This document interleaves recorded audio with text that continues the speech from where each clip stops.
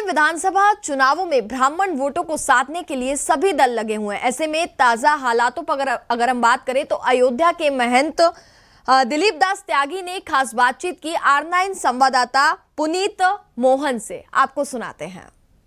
उत्तर प्रदेश में 2022 में विधानसभा के चुनाव हैं, लेकिन इस बार चुनाव में जो सबसे ज्यादा चर्चा का विषय है वो दो चीजें, एक अयोध्या और दूसरा उत्तर प्रदेश के ब्राह्मण।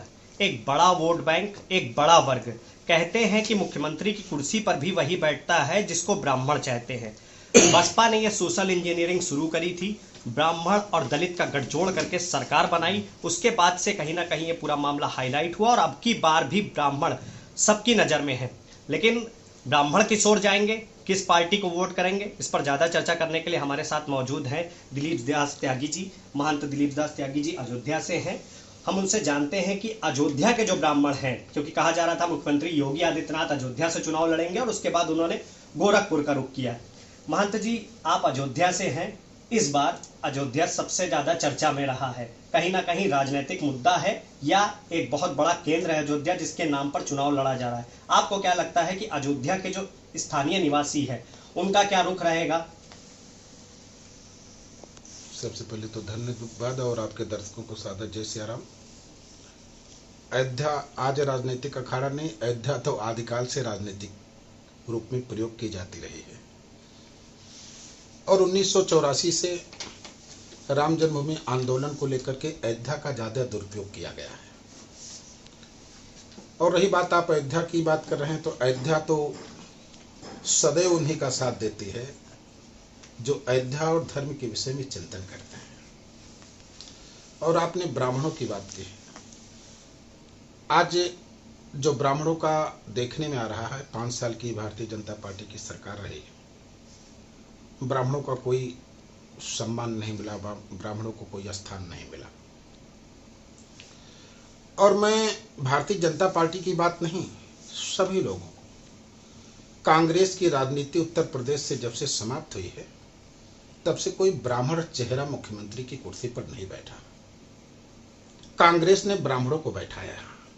नारायण दत्त तिवारी अंतिम मुख्यमंत्री रहे। भारतीय जनता पार्टी में कहने के लिए ब्राह्मणों की पार्टी रही है।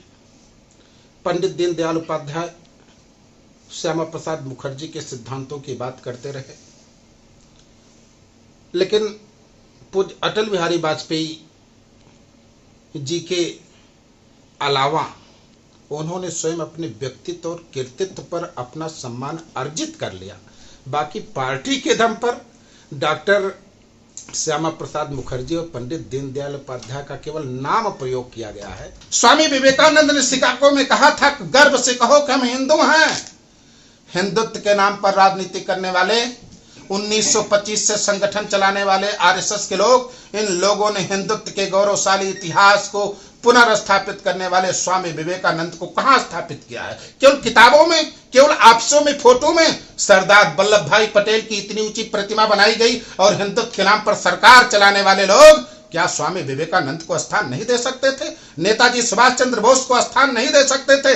उनको, सरदार वल्लभ भाई पटेल को इसलिए स्थान दिया गया को गुजराती थे और प्रधानमंत्री इस समय गुजराती है, इसलिए जो गुजराती होंगे उन्हीं को सम्मान दिया जाएगा।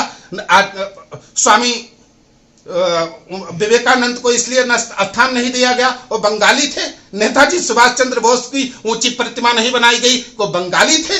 ये प्रांतवाद, ये जातिवाद, ये धर्मवाद, ये आतंकवाद, अब ये सब नहीं, विकासवाद की राजनीति होनी चाहिए, तभी सम्मान होगा। और हमें चाहते हैं, हमको ऐसा लग रहा है उत्तर प्रदेश में परिवर्तन की आंधी चल रही है, परिवर्तन की लहर चल रही है और परिवर्तन होकर रहेगा।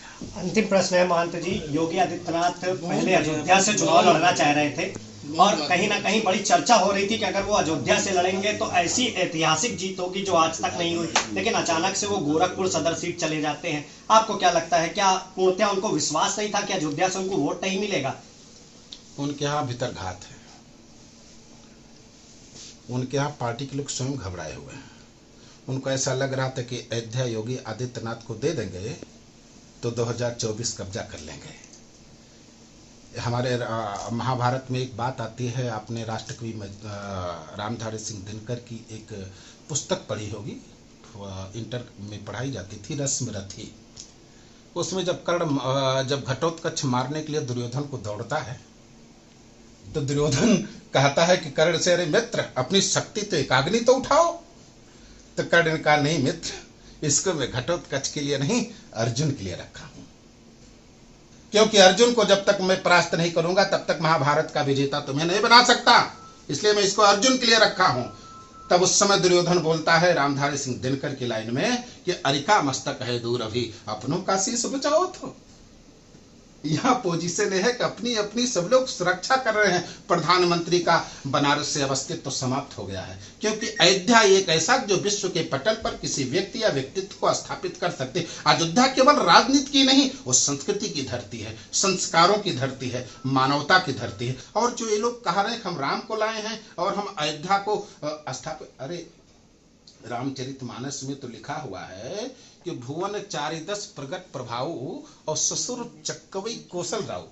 अयोध्या का प्रधानमंत्री समझा रहा है माता जानकी को कि तुम लौट चलो और तुम्हारे ससुर का प्रभाव बहुत है, ससुर चक्कवई कौशल राव और भुवन 410 मतलब 14 भुवनों में अयोध्या का प्रभाव। और जिस अयोध्या को भारतीय जनता पार्टी, विश्व हिंदू परिषद, आरएसएस तथा कथित जो लोग कह रहे हैं नए विक्रमादित्य बन रहे हैं, मैंने अयोध्या का निर्माण किया है, जानते हैं संसार का सबसे प्राचीन ग्रंथ धरती पर कुछ लिपिबद्ध किया गया तो ब्रह्मर्षि वाल्मीकि जी ने वाल्मीकि रामायण लिखा। उसमें लिखा गया है कि अयोध्या नाम नगरी तत्रासीन लोक विश्रुतः मनुना मानवेंद्रेण या पुरी निर्मिता स्वयं। मानवीय सृष्टि के प्रणेता, नर सृष्टि के नायक महाराजा मनु के द्वारा उस अयोध्या का निर्माण किया गया है, जो तीनों लोकों 14 भुवन में आदिकाल से जानी जा रही है। बीजेपी ने उसका प्रचार नहीं किया है। बीजेपी ने अयोध्या और राम के नाम पर सत्ता को प्राप्त किया है। इन्होंने अयोध्या का दुरुपयोग किया है। धन्यवाद हमसे बात करने के लिए। तो हमसे बात कर रहे थे अयोध्या के महंत दिलीप दास त्यागी जी, जिनका साफ तौर पे कहना है कि उत्तर प्रदेश का जो ब्राह्मण है वो जागरूक है और अब की बार जो चुनाव होगा वो जाति धर्म के नाम पर ना होकर के विकास के मुद्दों पर होगा। कैमरा पर्सन संजीव के साथ पुनीत मोहन, R9 न्यूज़, लखनऊ।